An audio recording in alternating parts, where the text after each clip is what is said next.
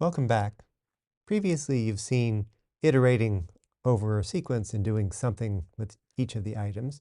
For example, here we're iterating through all the numbers 0, 1, 2, 3, and 4, and we're just printing each one of them out. But this thing of iterating through a sequence of numbers that are one after the other, there's an easier way than writing out all of those numbers. Python provides a function called range, and you can say how many things you want, and it'll start at 0 and it'll produce that many things. The range of 5 actually does exactly the same thing. It produces the numbers 0, 1, 2, 3, and 4. If I said 8, it'll produce 8 numbers, the numbers from 0 up until 7. Now, range is just a function. It'll always produce a sequence. That sequence will have the same number of items as the parameter that you passed in. So in this case, 8. And it will always start at 0, so it's going to go up to, but not including 8. So it's going to stop at 7. There's actually some more advanced things where we can actually tell the range function to go from 1 up to 5. And then it starts at 1, it goes up to, but not including 5. You can even do things like counting by 2.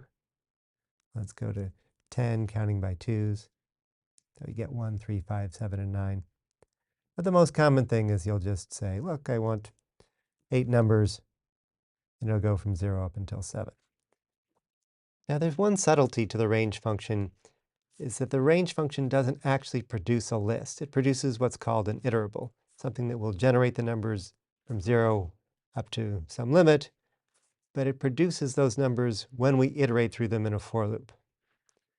So if I ask to print range of 5, it doesn't print out the list 0, 1, 2, 3, 4. It says, instead it tells me, hey, I've got this range object. In some contexts, you can use that range object as if it were a list, like you can iterate through it. You can do for I in range of 5. There are some other contexts where it works pretty much how you'd expect a list to work. If you ever have something that's not working how you expect it to, that's an iterable like this, you can convert it into a list by passing it to the list function that'll change it over. So if you're ever finding that output of range isn't to your liking and you want it to be a real list, you can just pass it to list. Let's see the range function in the context of the accumulator pattern.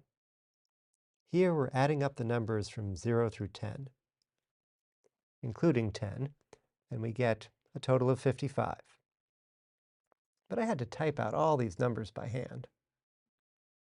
It'd be a lot more convenient to let the range function generate it for me.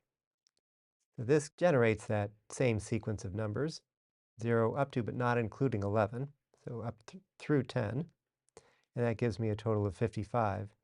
And imagine that I was trying to do 30. Then it would be really painful to type out all those numbers, and I'd probably make a mistake, but it can generate that sequence for me just fine. The range function also lets you, instead of just specifying the total number, the total count of how many things are going to be generated in the sequence, you can start with a starting point and go up to some ending point. So this is just going to give us the numbers 1 through 10, like we had before, for a total of 55. And we can also start later if we want. So that's going to generate a list like this that begins at 3 and goes up through 10, stops just before 11. That'll give us a sum that is similar to what we had before, but missing the 1 and a 2. So it should end up being just 52. And sure enough, it is. So this range function will show up as a handy utility for you throughout the rest of your time as a Python programmer. I hope you enjoy it. We'll see you next time.